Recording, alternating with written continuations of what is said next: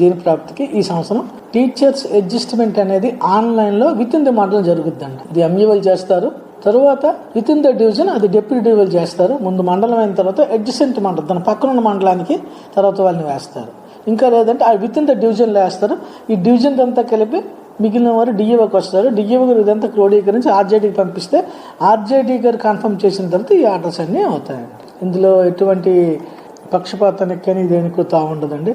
అంతా కూడా ఆన్లైన్ అవుతుంది కాబట్టి అందుకే ఎంప్లాయీస్ ఇన్ఫర్మేషన్ డేటా కూడా మనం ప్రతి ఒక్క టీచర్ ద్వారా దాన్ని అప్డేట్ చేయించాం. వాళ్ళ క్వాలిఫికేషన్స్ ఏంటి, వాళ్ళ మెథడాలజీ ఏంటి, ఇంగ్లీషు సోషల్ చెప్తారు, కొందరు మ్యాథ్స్ ఫిజిక్స్ చెప్తారు, ఇవన్నీ కూడా చేయడం జరిగింది.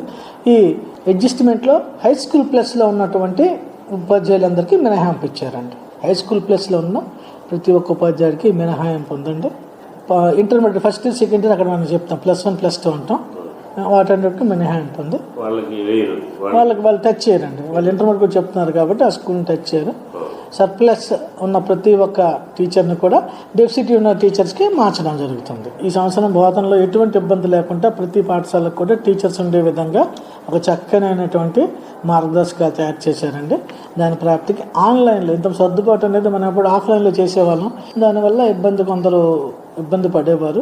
కానీ ఇప్పుడు ఆన్లైన్లో కాబట్టి సీనియారిటీ ప్రాప్తికి స్కూల్ డేటా అంతా కూడా చూసాం, అదంతా కూడా పొందుపరచడం జరిగింది. ఆ డేటాకి ఎవరు ఎక్కువ కావాలి అనుకుంటే